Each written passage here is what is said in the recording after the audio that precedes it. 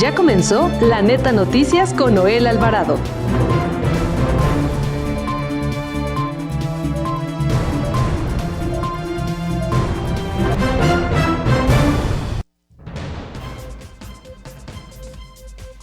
La Confederación Patronal de la República Mexicana, la Coparmex, advirtió que una guerra comercial con aranceles entre México y Estados Unidos tendría consecuencias graves para ambas economías, poniendo en riesgo empleos y la estabilidad del tratado entre México, Estados Unidos y Canadá. El gobierno federal presentó el Plan México, una estrategia de colaboración público-privada en el que se busca potenciar el crecimiento económico y desarrollo social del país mediante inversiones y nuevos proyectos de largo plazo.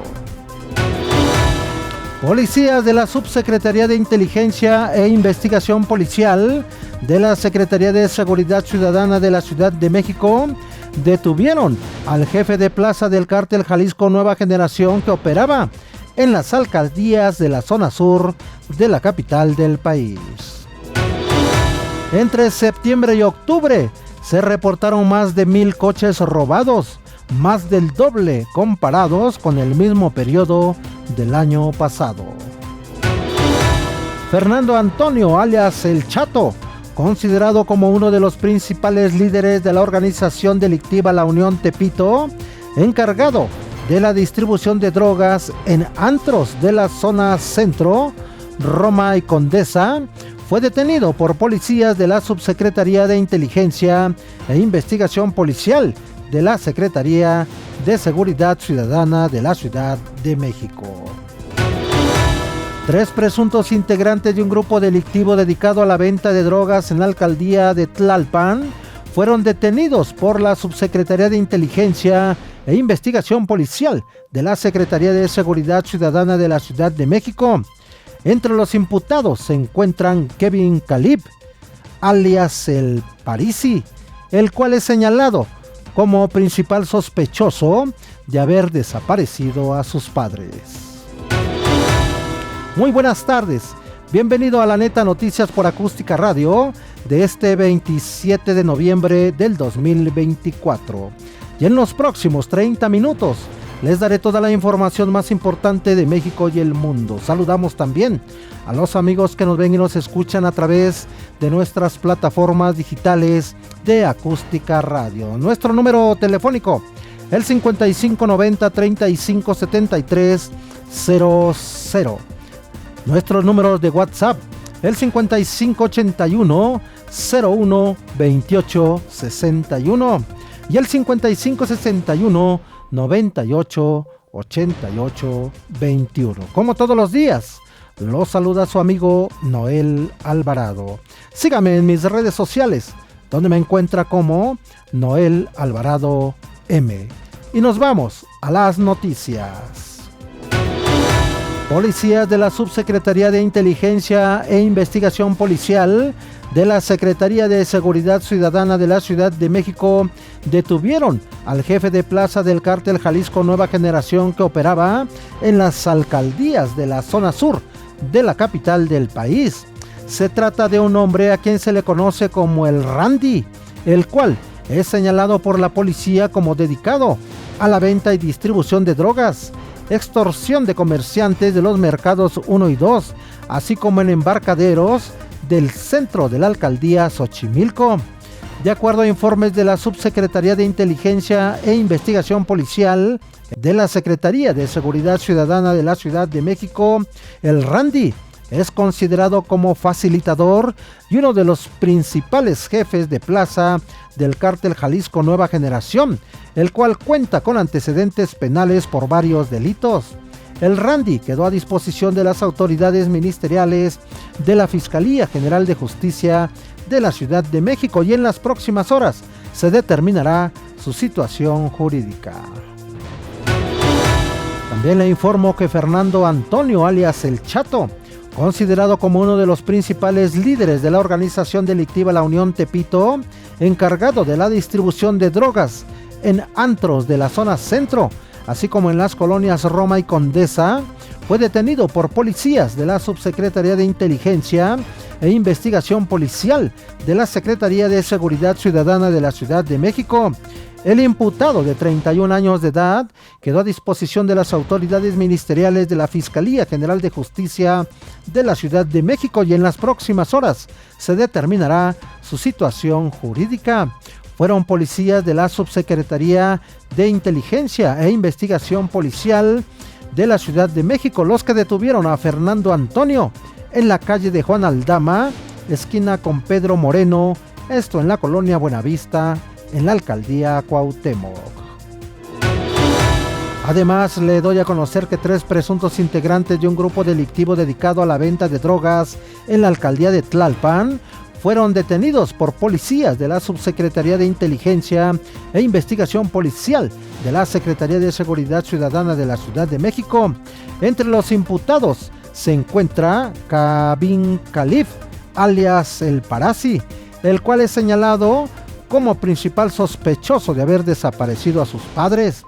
Durante las labores de inteligencia también fueron detenidos Eric Jair y Kevin Said, de 18 y 23 años de edad. Estos y Kevin Khalif, en este último de 30 años de edad, quedaron a disposición de las autoridades ministeriales de la Fiscalía General de Justicia de la Ciudad de México y en las próximas horas se determinará su situación jurídica. De acuerdo a las investigaciones de la policía, Kevin Khalif, alias El Parasi, se dedica al almacenamiento y distribución de droga en las colonias de la alcaldía Tlalpan. Además, se le investiga porque es el principal sospechoso de la desaparición de sus padres, Armando Toledo Román, y su madre, María de Jesús García Salgado. Los encargados de las investigaciones de la Secretaría de Seguridad Ciudadana señalan que el papá del París era conocido como el Candy, el cual presuntamente era dedicado a la venta y distribución de droga en el barrio Bravo de Tepito, principalmente en la calle de Tenochtitlán número 9. La captura de estos 3 presuntos narcomenudistas se logró tras un operativo y cateo en un inmueble localizado en la calle de Cacahuatales, allá en Cuapa Gabriel Ramos Millán, en la alcaldía de Tlalpan. La presidenta de la Comisión de Derechos Humanos del Estado de México, Mirna Araceli García Mirón, afirmó que en México es alarmante que 10 mujeres al día sean víctimas de feminicidio. Con base en datos de la Secretaría de Seguridad y Protección Ciudadana, dijo que el país se enfrenta a una crisis de violencia contra las mujeres, por lo que urgió a frenar de manera inmediata los feminicidios y los crímenes de odio. Al participar en el panel sobre estos crímenes, organizado por el gobierno del Estado de México, en la capital mexiquense, García Morón se pronunció por el salvaguardar la vida de los derechos de miles de mujeres y de personas de la diversidad. Fue de origen familiar y no político el atentado a la dirigente del comercio ambulante del Centro Histórico de la Ciudad de México, Diana Sánchez Barrios, asegura a su familia. La información con Andrea Alvarado.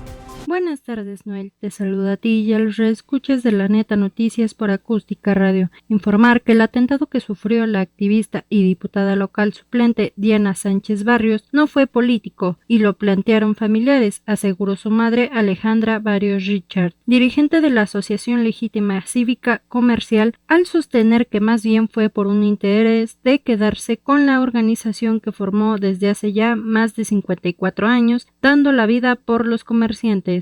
Denunció además que su sobrina, Claudia Morales, es la que mueve todo y comentó que los hijos de esta eran buenas personas, hoy son delincuentes pistoleros y matones. Ella no tarda en caer, ahorita está en su casa, no hay duda. Mi pariente junto con su hermana son las intelectuales. Confirmó que tras el atentado que sufrió el 17 de octubre, Diana Sánchez, activista social y defensora de los derechos de los trabajadores de la vía pública, las 3 personas que en su momento se detuvieron por ser parte de los hechos están en prisión, 2 de ellos en el Estado de México y una mujer en el penal de Santa Marta, Acatitla. Estos se unieron para realizar el crimen y fallaron en el caso de mi hija, pero no así en el caso de mi sobrino David Núñez y del comerciante, quienes fallecieron por el atentado. Alejandra Barrios agradeció el apoyo recibido por parte de la jefa de gobierno, Clara Brugada, así como del secretario de gobierno, César Cravioto, quienes han hecho todo lo humanamente posible por ayudarlos. Hasta aquí la información.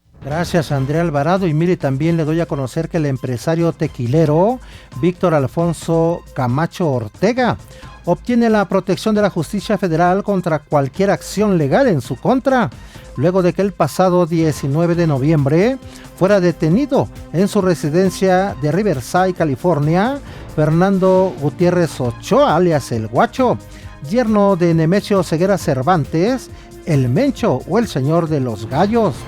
Este miércoles, el Juzgado Segundo de Distrito en materia penal en el estado de Jalisco le otorgó un amparo al dueño de la empresa Pasión Azul S.A.D.C.B., dedicada a servicios agrícolas en la industria del tequila, con sede en Atotonilco el Alto, Jalisco, propietaria de la lujosa residencia que habitaba Gutiérrez Ochoa junto con su esposa, hija menor de Nemesio Oceguera Cervantes El Mencho.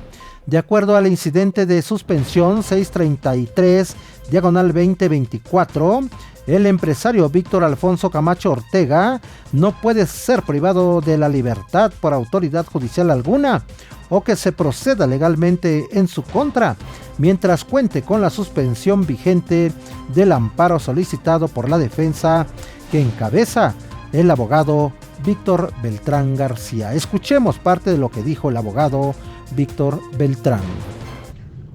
Buenas tardes. El día de hoy se nos concedió una suspensión provisional en favor de mi defendido Víctor Alfonso Camacho Ortega, empresario tequilero en el estado de Jalisco, para efecto de que se mantengan las cosas en el estado que actualmente guarda y no sea molestado en su persona, en su integridad física, ante cualquier o eventual orden de aprehensión, reaprehensión, citación, comparecencia, etcétera, lo que sea como privativo de su libertad.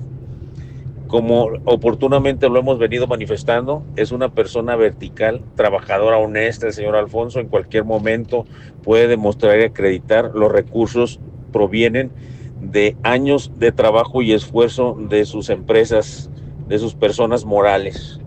Él paga impuestos muy puntuales y no le debe nada a nadie y no tiene necesidad de involucrarse con personas ajenas que cometen actos ilícitos.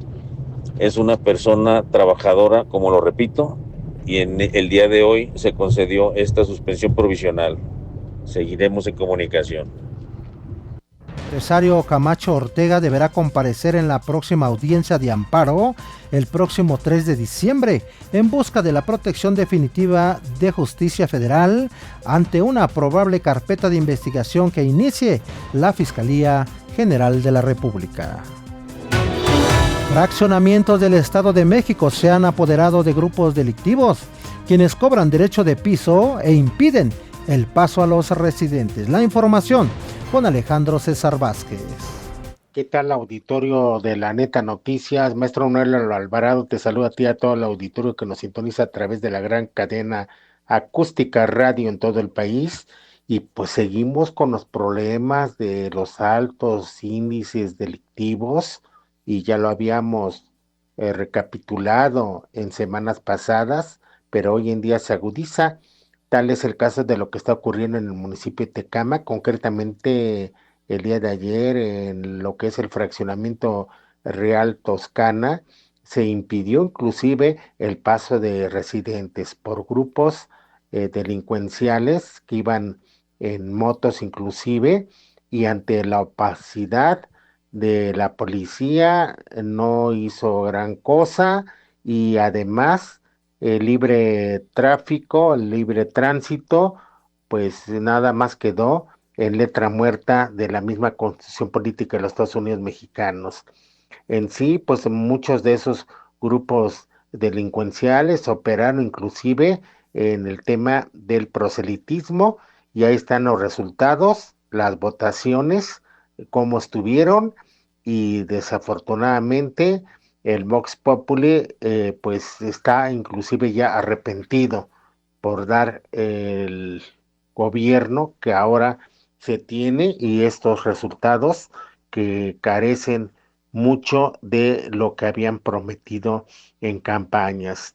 Además que se ha intensificado inclusive lo que es el allanamiento a domicilios y el despojo, conocido inclusive por personas que operan inclusive en lo que es Real de Sol, también Villas de Real, y así pues son varios nombres que sobresalen, que ampliamente han estado vinculados con políticos, y es así como sigue el problema en las zonas de residenciales y también fraccionamientos que están asentados, en este caso, en el municipio de Tecámac. Es una información en proceso, pero pues hay un total descontento, al menos en el tema de Real Toscana. Y así vamos a seguir informando los próximos días. Muy buenas tardes. Y como todos los miércoles, ya tenemos en la línea telefónica a Ulises Martínez, catedrático de la Facultad de Ciencias Políticas y Sociales de la Universidad Nacional Autónoma de México y reportero de N+. Buenas tardes, estimado Ulises. ¿Cómo ves la amenaza del presidente electo de Estados Unidos, Donald Trump, sobre aumentar en un 25% los aranceles al gobierno de México? Estimado Noel, ¿cómo estás? Me da muchísimo gusto saludarte. Vaya sacudida, porque me parece que esa es la expresión, luego de las declaraciones efectivamente, como lo mencionas, el presidente electo de Estados Unidos, Donald Trump, de imponer aranceles del 25% a diversos productos de México. Y es que vámonos por partes, Noel, vámonos por partes, querido auditorio, que nos hace el enorme favor de sintonizarnos esta tarde. Desde hace ya varios, me podría atrever a decir, años, México ha sido señalado de ser un tipo trampolín de los productos chinos. Es decir, ¿qué es lo que pasa? Los productos chinos llegan a México, aquí en México se etiquetan como Made in México, y de aquí se exportan a Estados Unidos y a Canadá. Entonces, ya hay muchísimas reacciones. De hecho, el primer ministro de Ontario, que es una de las principales provincias de allá de Canadá, se dividen como en ministerios, por eso es que se les llama primeros ministros, al igual que Justin Trudeau, ha declarado que lo que está haciendo México es ilegal. Lo que está haciendo México está poniendo en riesgo tanto a los trabajadores como a la industria de Canadá y de Estados Unidos. Por eso es que este primer ministro de Ontario propone un tratado bilateral, es decir, solamente entre Canadá y Estados Unidos, dejando fuera de México. Me parece que es un tema muy arriesgado, sobre todo porque ya lo hemos mencionado aquí en este espacio con anterioridad.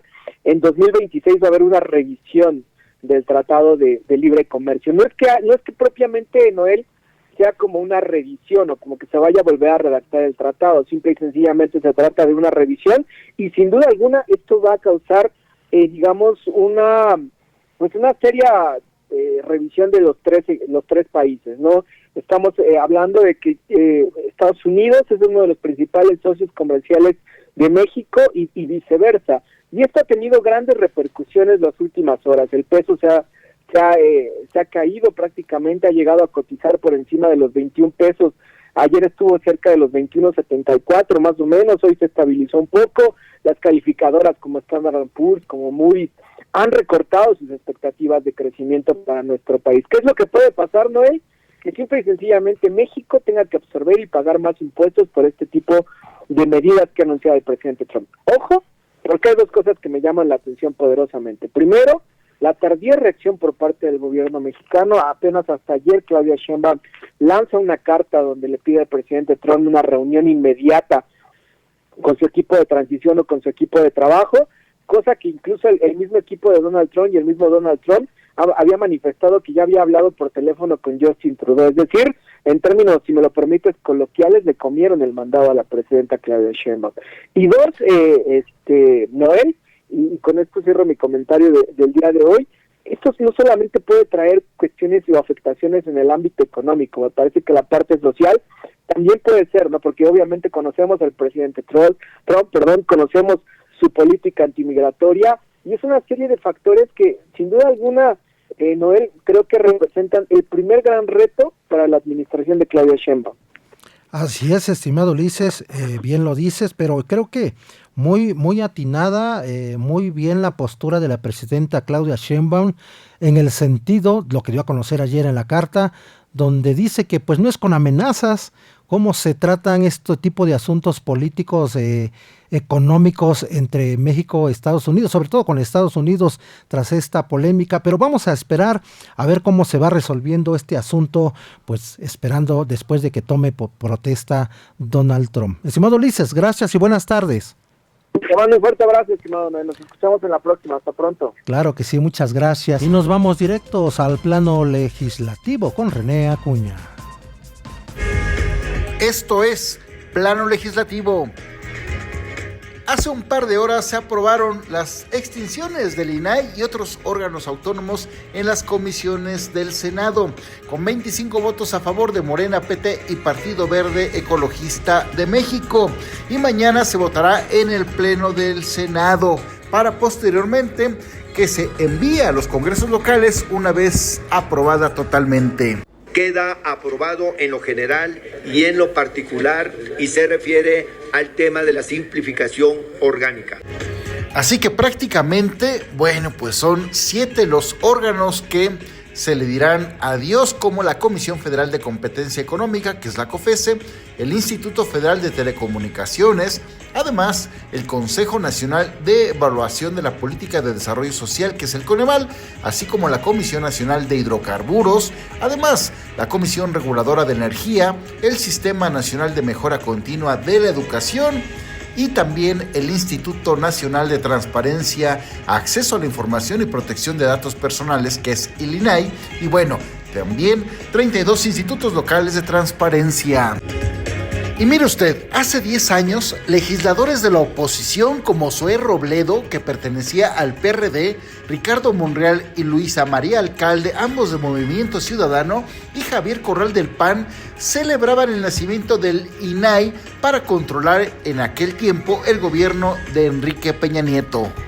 Estamos completando esta tarea al ampliar, como ya se ha mencionado en esta tribuna, la rectoría de estos principios a obligaciones de todos los órganos públicos. Ningún sentido a darle tanta autonomía al órgano de transparencia y que al mismo tiempo le arrebatemos toda su autoridad y su poder frente a la Consejería Jurídica de la Presidencia. Al abuso en el uso de recursos públicos, frente a la República de la Hipocresía, el país esperaba una legislación más avanzada.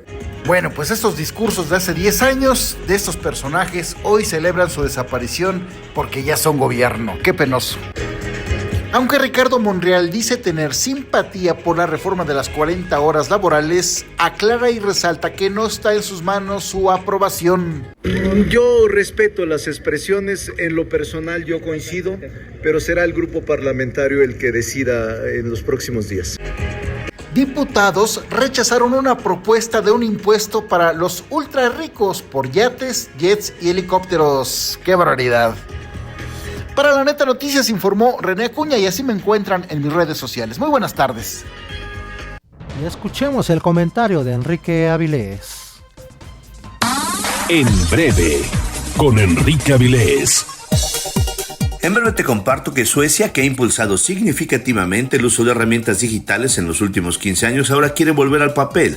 Según el gobierno sueco, estaban muy equivocados, ya que las pantallas son la razón del descenso del nivel académico de los alumnos. Aseguran que a pesar de todos los beneficios que nos pueden llegar a prestar las herramientas digitales, los riesgos o contras son lo suficientemente marcados para algunas personas, organismos o instituciones como para minorar su uso y volver al papel. Buena parte del fracaso escolar se debe al al uso de pantallas, cada vez más presentes en escuelas e institutos. El gobierno sueco quiere poner solución para disminuir el uso a favor de los libros de texto y el propósito es que se utilice un libro por asignatura y por alumno. Las herramientas digitales también pueden ser la causa de que los estudiantes se acaben distrayendo. La recomendación es no bajes la guardia, cuídate y sígueme en redes sociales, @vilesenrique, y nos escuchamos en breve. Esta tarde está aquí con nosotros en la cabina el abogado Julio Mejía. Ya hemos venido platicando un tema de una situación allá en la Fiscalía General de Justicia de la Ciudad de México, donde sobre una cuestión de no vinculación a proceso contra un ex agente de la Policía Judicial. Platícanos cómo va el avance de esta investigación. Hola, buenas tardes, Noel. Gracias a tu auditorio por esta oportunidad. Pues les informo que afortunadamente el día 30 de septiembre de este año, la Coordinación de Auxiliares del C Fiscal, de la Ciudad de México, nos otorgó y confirmó el no ejercicio de la acción penal de este penoso asunto porque lo estaban acusando del delito de tortura, que es un delito grave, en contra de una persona que se encuentra privado de su libertad por dos delitos de secuestro y está sentenciado a 103 años de prisión. Al respecto, también les informo que tenemos 2 carpetas de investigación en contra de los servidores públicos que hicieron esta fabricación del delito, a sabiendas de que desde el 2016 ellos sabían que el ex policía judicial Jaime Alejandro, mi cliente, él estaba de vacaciones y el delito ya había prescrito. Y sin en cambio ellos lo citaron y le fijaron la responsabilidad aduciendo que la víctima del delito de tortura, el señor Hugo Martínez Gorostieta, que se encuentra privado de su libertad, había sido torturado, lo cual fue erróneamente catalogado por ellos en ese sentido. Ok, mi estimado Julio, pues vamos a estar atentos a ver cómo avanza la investigación de este caso ahí en la Fiscalía General de Justicia de la Ciudad de México. Lo importante es que ya se determinó el no ejercicio de la acción penal en contra de este ex agente de la Policía Judicial, ya una dependencia ya desaparecida. Amigas y amigos, hasta aquí la neta noticias. Recuerde que mañana tenemos una cita a las 17 horas por el 1150 de AM. Continúe con la programación de Acústica Radio. Se despide su amigo Noel Alvarado. Nos saludamos y nos escuchamos mañana. Esto fue La Neta Noticias con Noel Alvarado. Una producción de Grupo Acústica.